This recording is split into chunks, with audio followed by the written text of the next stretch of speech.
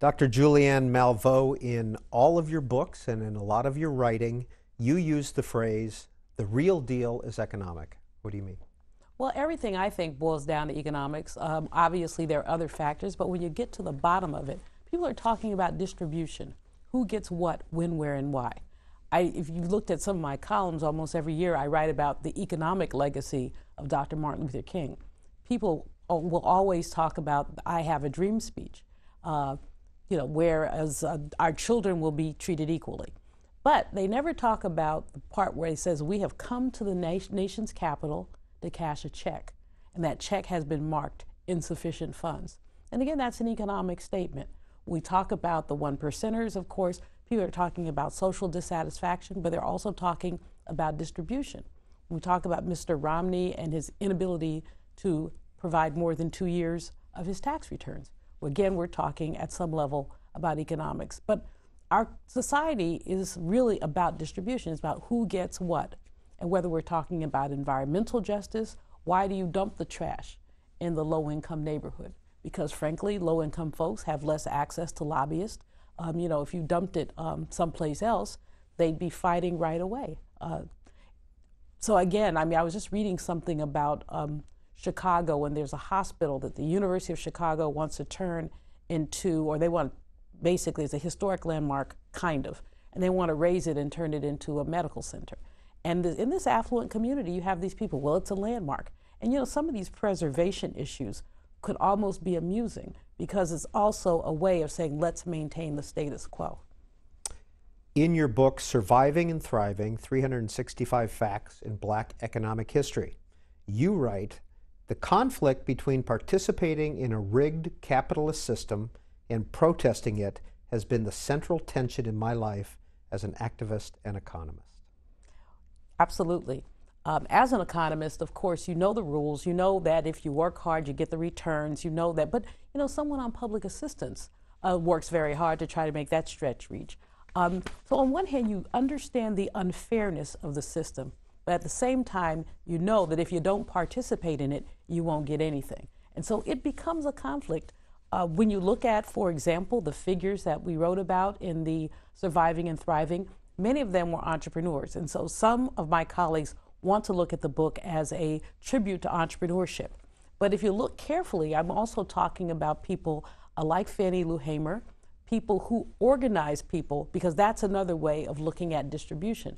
There was a National Domestic Workers Union that was formed back in the 30s, where maids were trying to get a certain pay. Now, this, of course, was stunningly unsuccessful, because you have people who are working for various and sundry different people. How do you get them all together? But at the same time, that was really an economic issue. The National Welfare Rights Association, again, attempting to talk about the rights that people on public assistance had. That organization was formed in the 1960s. And if you remember the movie Claudine, that I believe Diana Carroll was in, one of the central tensions was she had a boyfriend. And the social workers was like, if you have a boyfriend, you don't need public assistance. And my mom was a social worker, so back in the day, that's what people would come to your house at 2 a.m. to see if you had a boyfriend. And again, looking at the economics, can the boyfriend help pay for the rent when public assistance is doing so? Again, you have the tension of people who are protesting the system and the people who are working it. Who was Fannie Lou Hamer? Fannie Lou Hamer was the woman who the Mississippi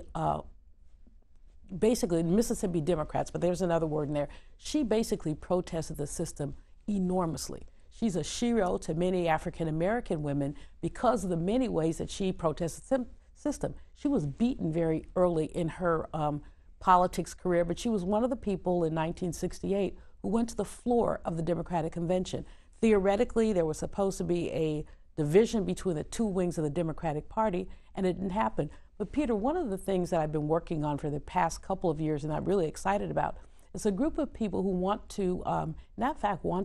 are building a statue to Fannie Lou Hamer in her hometown, which is Rulesville, Mississippi. And we'll be opening that. I've been on the advisory committee and helping to raise a little bit of money, but we'll be unveiling that on October 5th, so it's very exciting. In your book, Surviving and Thriving, 365 Facts in Black Economic History, first of all, how did you organize that book? How is that book organized? There's a fact a day. basically. And what I've said to friends who are teachers and others is that you can give people just a little bit of information. I didn't really study Black economic history. They didn't really teach it either in undergrad or at MIT, where I got my doctorate. But there were things that kept jumping out. First of all, people like Sadie Alexander, who was the first Black woman to get a PhD in economics.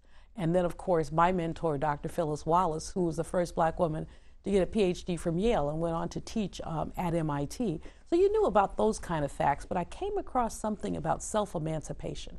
And these are the slaves who purchased themselves. And whenever I say that, I kind of get this feeling in the pit of my stomach, like, how do you purchase yourself? But in Cincinnati, perhaps a quarter of the formerly enslaved people in the 1850s had purchased themselves. And so then this becomes an economic act. And then once you consider that economic act, you want to look at other economic acts, African American people who made a difference in how the pie gets divided. Because I think a lot of African American people and others see us at the periphery of the economy, see us on the outside looking in, but when you look at some of these people, they made amazing differences. Well, in that book as well, you have two inventors, Yes. the traffic light and the golf tee. Absolutely, and who'd think the golf team? Do you know, did those two men get wealthy off those inventions? No. Oftentimes they were working for others, oftentimes they were exploited, and so none of them was able to get extremely wealthy. They were paid, but not extremely wealthy. In your first book, Julianne Malveaux, Sex, Lies, and Stereotypes, Perspectives of a Mad Economist, you write, I don't mind raising hell, I thrive on it. I think of hell raising as a useful endeavor. In order to raise hell, you've got to be an angry person, and that I am. Angry, angry, and proud. Yes. You know, anger is a sign that there's something wrong. And if you live in our society, there's so many things wrong. Sex, Lies, and Stereotypes was written in, I believe, 1994, about that time. And at the time, again, there were lots of things to be angry about. I mean, the whole notion of wage differentials between men and women, as well as the whole notion of wage differentials between African Americans and whites. The notions of difference in home ownership, the notions that folks don't necessarily see these differences, or at this point in time, in the 21st century, want to just say, well, that's just how it is. There was a member of Congress who railed on the floor of Congress that if you were unemployed, that's because unemployment benefits had made you soft. And what I wished for that woman, frankly, was unemployment. Because when you look at how hard and how debilitating unemployment is, I mean, so many people writing about just how it grinds you down, the psychic, especially if you want to work. And most people without work want to work. So I guess there's a lot to fuel the anger. My challenge has been to try to be angry about things and not let it carry over to an anger in my personal life. And that's always very challenging. Wall Street, Main Street, and the Side Street, another one of your books. You write, I am one of those African Americans who can find racism anywhere. In the air, on the ground, in the speed of sound. Don't ask me why. It is either my altitude or my attitude. But more often than I'd like to admit, I am persuaded that race matters too much in the way our country is constituted. Race does matter, even now. I mean, the election of President Barack Obama, just a stunning moment for so many people, and yet has unleashed a backlash of enormous proportions. These Tea Party people seem to take great pleasure in attacking this president. Not to even mention his name, but the very conservative talk show host out of New York, and you know who he is, has talked about Michelle Obama in the most disparaging of terms. And when that happens, I think a lot of us look at that and say, some people will use the term post-racial, but we're not post-racial yet. In so many ways, the Trayvon Martin case and the number of people who have come to the defense of George Zimmerman when the police told that man to stop following that child, but he did it anyway. The fact that he was not arrested until a month after the fact and charged with murder.